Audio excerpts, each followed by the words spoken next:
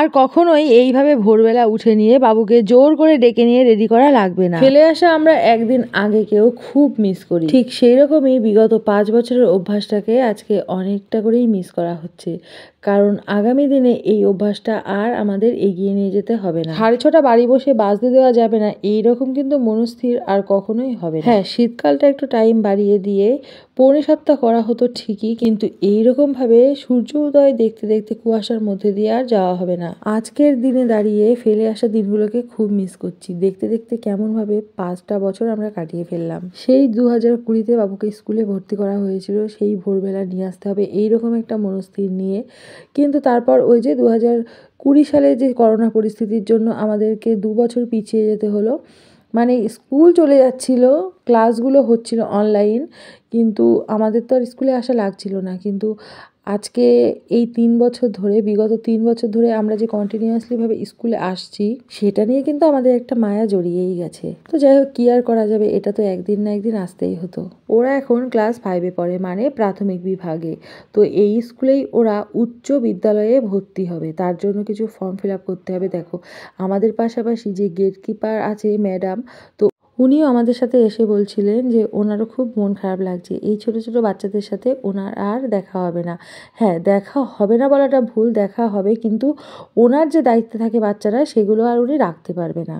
তো যাই হোক, যেগুলো ছিল পূরণ করার মতো আমাদের, তো সেগুলো পূরণ করে নিয়ে চলে আসলাম বাবুর স্কুল ছুটির পর বাড়িতে আসার পর দুপুরে রান্নাবান্না সেরে নিয়ে দুপুর গড়িয়ে বিকেল হওয়ার পর মনে হলো যে কিছু বাজার করতে যাওয়া যাক। মানে রান্নার পরে মনে হলো কিছু বাজার করতে যাওয়া যাক। এরকমই হয়তো তোমরা ভাবছো, কিন্তু এরকম কোনো কিছুই না। আমরা বাজারে এসেছি ঠিকই, বাজারও করব, সাথে কিছু গাছপালাও কিনবো। যে পরিমাণে সবজির দাম বেড়েছে, তাতে করে যদি আমরা সবজি বাড়িতেই ফলিয়ে ফেলি, তাহলে হয়তো আমরা খাওয়ার পাশাপাশি আশেপাশের কিছু লোকজনকেও দিতে পারবো। এইরকম মনস্থির নিয়ে আমরা চলে আসলাম বাজারে। আর বাজার মানে হাটে চলে এসেছিলাম। ওই যে হাট বসেছে শুক্রবারে বক্সিগঞ্জের পদ্মাপাড়ে, কিন্তু আমাদের বনগাঁতে তো হাট বসেছে শুক্র আর সোমবার ইছামতির নদীর পার। যদিও বর্ষাকালে বেশিরভাগ সময়টাই কিন্তু ইছামতির নদীটা এই হাটটাকে পুরো গিলে খেয়ে রাখে।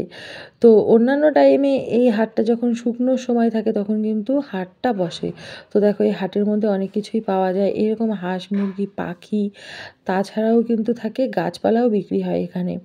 তো এইগুলোই দেখতে আমরা এসেছি। আর এই যে এই জায়গাটা কিন্তু আমরা যখন ছোটো ছিলাম, তখন তো এই ব্রিজটা ছিল, তখন এই ব্রিজটা কাজ হচ্ছিল। এই ব্রিজটা তখন কিন্তু একদম ভাঙাচোরা মতো ছিল, তখন আমাদের এই রাস্তাটা দিয়ে যাতায়াত করতে হতো।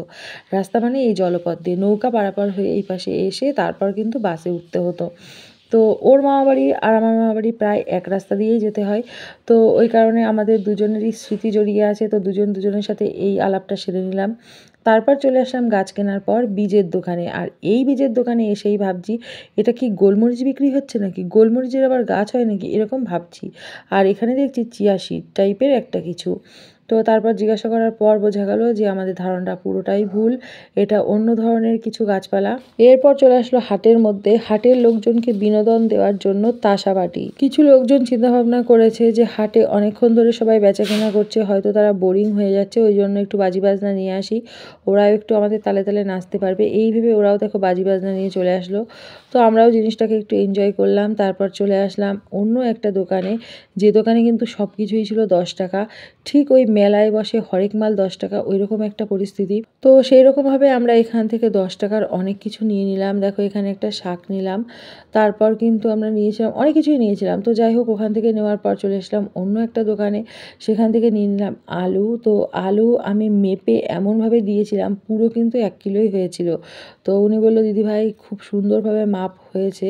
তো আমি কিন্তু আন্দাজেই তুলে দিয়েছিলাম। তারপর দেখো, অন্য একটা আলুর দোকানে এসে দেখছি কত সুন্দরভাবে আলুগুলো সাজিয়ে রেখেছে, যেটা কিন্তু ভিডিও না করলে হয় না। এত ব্যস্ততার মধ্যেও এত সুন্দরভাবে আলুগুলো সাজিয়ে রেখে দিয়েছে, সত্যিই কিন্তু খুবই সুন্দর লাগছিল। তারপর আমরা হাটের মধ্যে হাঁটাহাঁটি করে নিয়ে চলে আসলাম বাইরে। আর বাইরে বেরোনোর মুখেই রয়েছে এমন একটা দোকান, যে দোকানের খাবারগুলো দেখে আমাদের ছোটবেলাটা এক ফোঁটা মনে পড়লেও পড়বে। কারণটা হলো এই যে ছাঁচের বরফি, কারণ এই বরফিটা আমরা ছোটবেলায় খুবই খেতাম।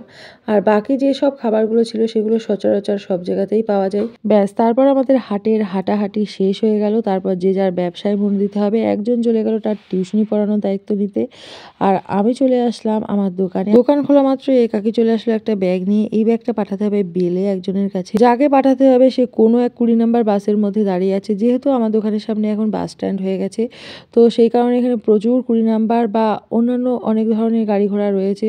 তো তার মধ্যে থেকে ওনাকে খুঁজে পাওয়া যায়নি। আর এই দেখো কি পরিমাণে মানুষের হয়রানি। যেই নাক মানুষের সহজে ধরতে পারে সেই নাক এখন কান ঘুরিয়ে নিয়ে তারপর নাকে হাত দিতে হচ্ছে, এরকম একটা পরিস্থিতি। যেহেতু মঙ্গলবার দিন মানে 25 নভেম্বর আমাদের বনগাঁ মাননীয় মুখ্যমন্ত্রী আসবেন, যে কারণে কিন্তু এতটা প্রোটেকশন, এতটা নিয়ম। হ্যাঁ,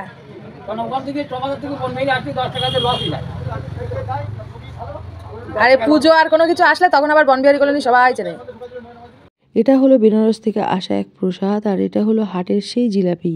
আর এখন হলো এই গাছ আর বীজগুলোকে ডিভাইডেড করার টাইম।